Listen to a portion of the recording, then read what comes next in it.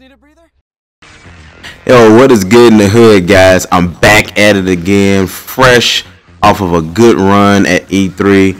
And I just wanted to, I had so much fun at E3, and I wanted to give you guys my impressions of Spider-Man. Now, I didn't get the chance to play it no more than one time. I could have played it more, but there were other games that I wanted to get to at the time. But I just wanted to tell you guys my impressions about the game, about my experience at E3 with just dealing with Spider-Man in general.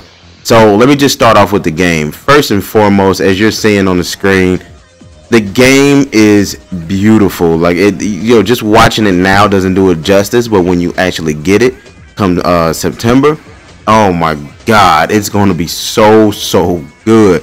The combat, everything is going to take you a little getting used to.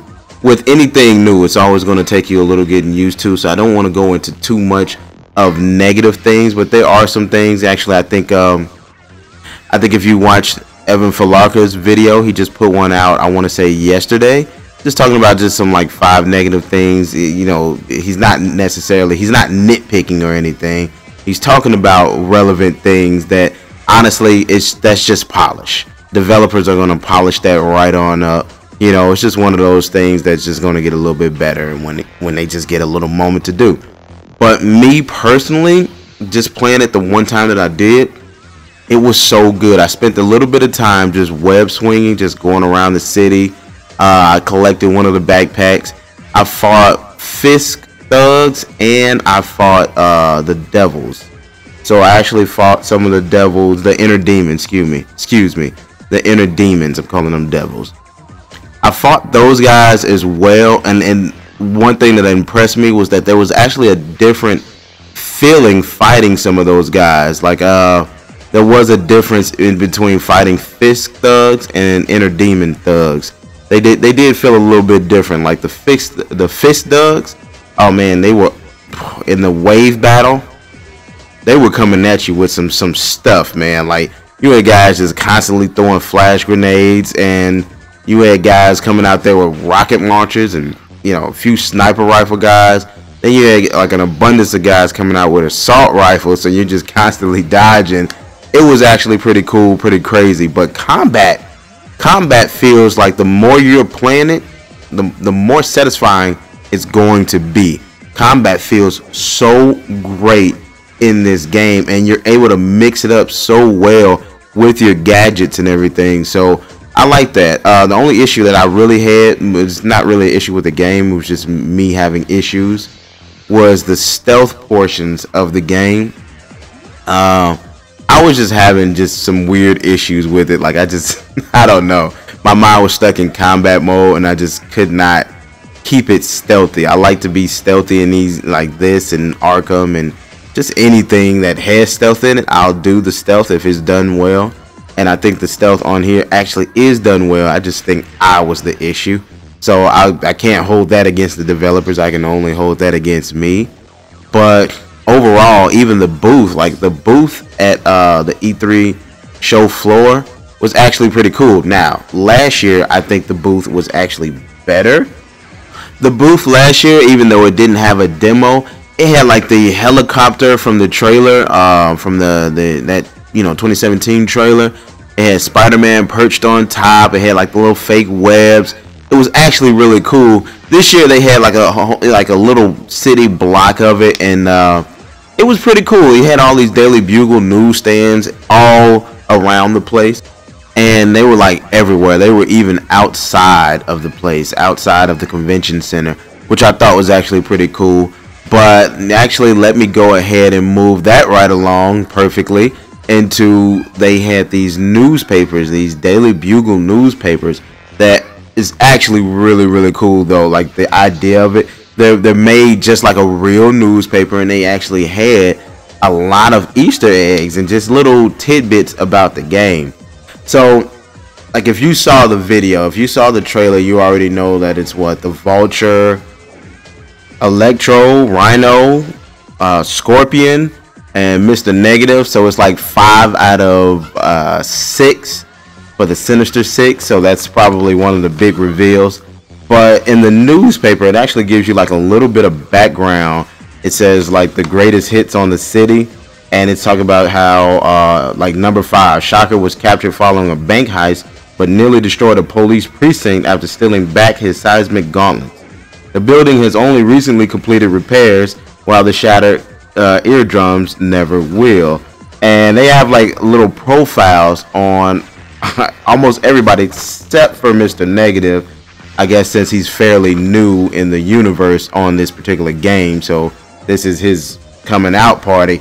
But they have articles talking about Spider-Man's new suit and how it just makes the old suit just looks like tidy, like what do they call it? Pajama party onesies is what they called it. They have an article talking about Miles Morales. So he's a part of a article, Magnificent Minds from Midtown High School, and it's talking about how they do it's almost like a science fair where they create robots, and how the robots that they created at Midtown, Miles and the rest of the team that was with him, actually I guess did like a really good job, and they hadn't won since 7 years ago when Peter Parker was there when he won. So that's actually pretty cool to see that he's like, you know, on track to be like the next Peter, you know. That's actually pretty cool. But the 2 biggest Easter eggs that I thought just really stuck out to me, one of them I had to look up because I wasn't 100% sure, and then I found out and I was like, oh shit, okay, I'm right. But the first one, this one talks about the Nelson and Murdock. So Nelson and Murdock, if you don't know, if you don't watch that Daredevil series on Netflix, Nelson and Murdock are both lawyers, and Murdock in particular is Matt Murdock, the Daredevil. And it says, blindsided by legal trouble, dare to be represented by Nelson and Murdock, attorneys at law. And it even has like an invoice number. So it's 555-0192. You can call if you want. And a fax number of 555-0193. And their tagline is, we'll see to it justice is served. And it says, visit our office, 211 West 47th Street, Suite 316, New York, New York. That's actually pretty cool, man. So the second one, I actually had to do just a little bit of research, and I apologize if you guys hear the ruffling of the newspaper, but I'm looking at it as I go. This one actually shows that there's a property for sale at 890 Fifth Avenue. It says it's historic 19th century home of prolific New York City industrialists. And when I saw that, the first thing that popped in my mind was Tony Stark. I was like, it has to be Tony Stark. It says spacious multiple floors span a whole city block.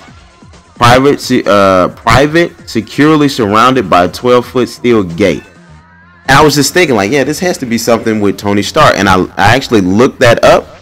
It's actually the location for the Avengers mansion in the comics. So I was like, oh, wow. So we have Avengers Tower in the comics that's confirmed to be it, and Avengers Mansion. I was shocked. I was like, whoa.